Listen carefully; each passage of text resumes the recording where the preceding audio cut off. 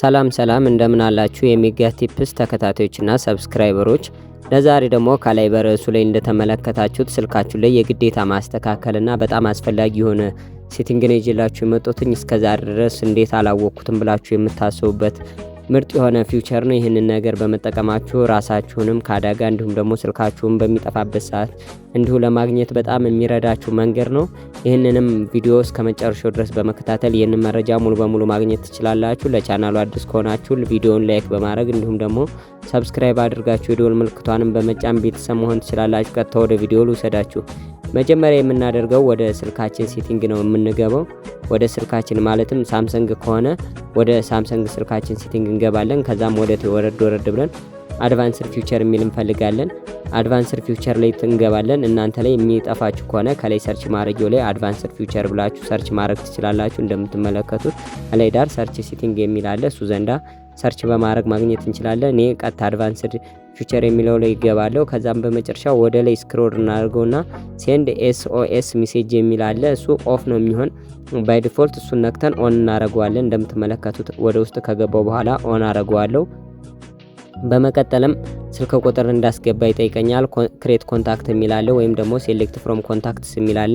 ከኮንታክታችሁ ወይም ደግሞ የራሳችሁን አዲስ ኮንታክት እዚህ ዘንድ አድ ማድረግ ትችላላችሁ። እንደምትመለከቱት እኔ ሴሌክት አድርጌ ያለው እንደምፈልገውን ስልክ ቁጥር ልክ እንደዚህ አካውንቱን ኮንታክቱን ማለት ነው በመርጥበት ሰዓት ልክ እንደዚህ ይመዘግብልኛል። ከዚህ በኋላ አንድ ጊዜ ባክ ብለን እንደምትመለከቱ ከታች አሉ ኦን የምናደርጋቸው 3 ጊዜ 4 ጊዜ የሚላለ። ይሄንኛው የሳይድ በተኑን 3 ጊዜ ስንጫነው ወይስ 4 ጊዜ ስንጫነው ይህ ነገር እንዲሰራልን ነው። አታች ፒክቸርና አታች ሪከርድ አውዲዮ የሚለውን እሱን አታች አውዲዮ ሪከርድ የሚለውን ኦን እናደርጋለን ሁለቱ። ይሄ ለምን እንደሚጠቅም መጨረሻ ላይ የማሳያችሁ ይሆናል።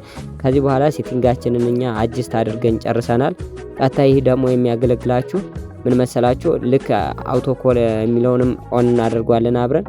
ስልካችሁ ቢጠፋችሁ ወይም ደግሞ የሆነ አደጋ ውስጥ ብገቡ የስልካችሁን ፓወር በተን ለ3 ጊዜ በተደጋጋሚ በምትጫኑበት ሰዓት ለሰው ሜሴጅ ይልካል። ያላችሁበትን ቦታ ሎኬሽኑን ይልክለታል። ስለዚህ ያ ሰው ምንም ሳይጨናነቅ እናንተ ያላችሁበትን ቦታ ይልካል። ከዚህ በተጨማሪም ደግሞ 3 ፎቶዎችን እንዲሁም ደግሞ የድምጽ ሪከርድም ለሰውየው የሚልክለት ይሆናል። 3 ጊዜ ፓወር በተኑን በምትጫኑበት ጊዜ ማለት ነው።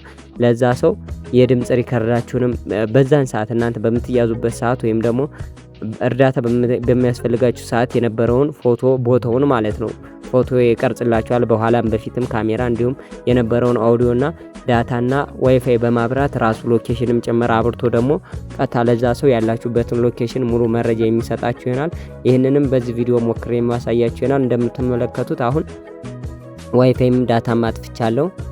እንደምትመለከቱ ዲስኮኔክት አድርጌዋለሁ። አሁን ቀጥታ እንሞክረው። ፓወር በተኑን 3 ጊዜ 1 2 3 ጊዜ ይሄንን እጫነዋለሁ ማለት ነው።